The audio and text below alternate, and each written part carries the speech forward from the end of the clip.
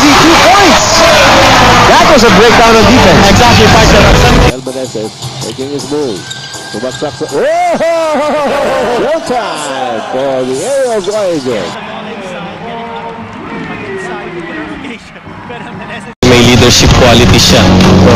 And his teams respect what he has done, no? For himself and for the other teams na nakasama na pinanggalingan niya, no?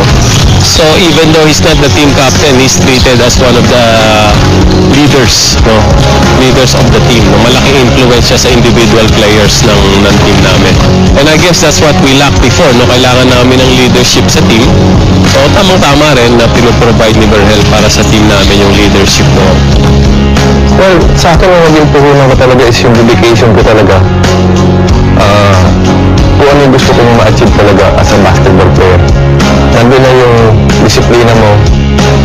Nandun na yung kailangan sa ensayo talagang to, di ba? Kumbaga, wala kang sinasayang na minuto sa oras na ini-ensayo mo sa court. And importante rin yung pagdadasal ng anak